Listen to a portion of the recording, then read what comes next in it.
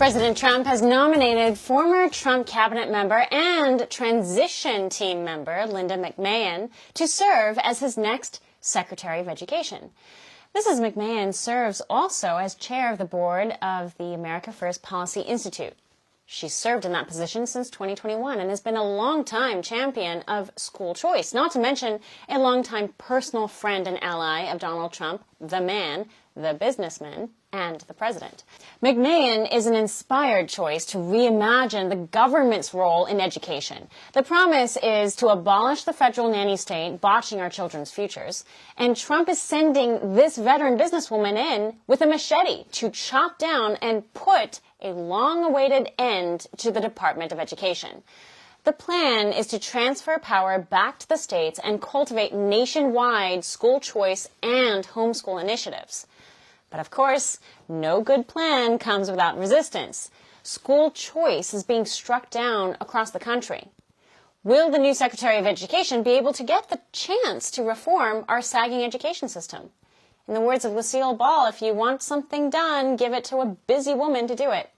Joining us now, Hilton Beckham, Director of Communications at America First Policy Institute. Hilton, welcome back. Thanks so much, Chanel. I'm glad to be here.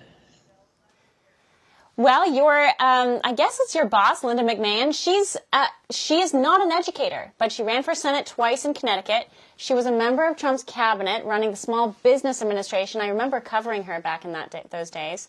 But through her policy work at AFPI, she has become a very pronounced champion of school choice, which makes her selection somewhat of a no-brainer for Trump.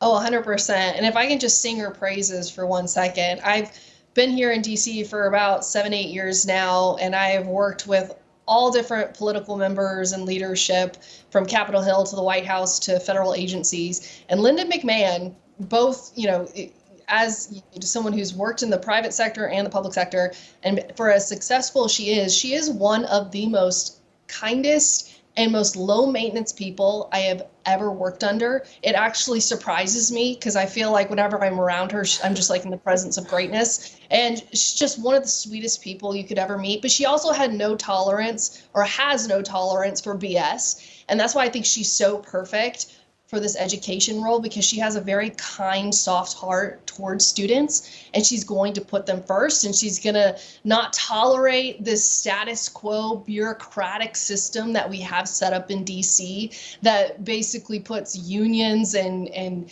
school systems in front of actual students. And so I think it's a great pick by Donald Trump, and she's going to be very, very successful in that role.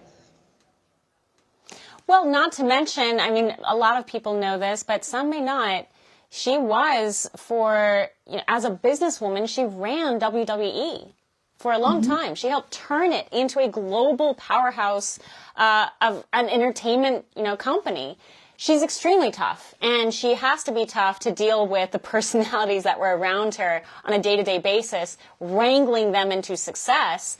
That just seems like it's exactly the kind of attitude we kind of need across the board in all posts at the secretary level.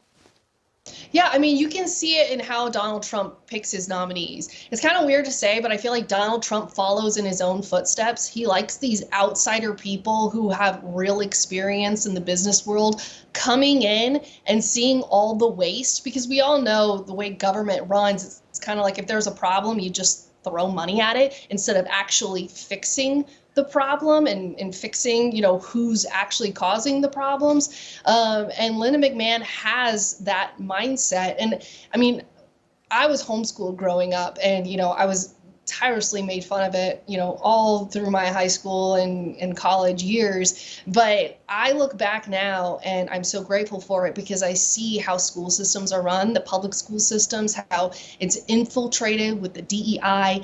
For all our viewers asking where One America News is heading in the future, we would like to introduce you to OAN Live. OAN Live is the best way to stay up to date on all of the hard-hitting, straight-shooting, national and international headlines. And the best part is, OAN Live is only $4.99 per month. All the credible, honest, unbiased reporting One America News offers at a fraction of the cost of cable. Just go to OANN.com to easily sign up for OAN Live and stay informed.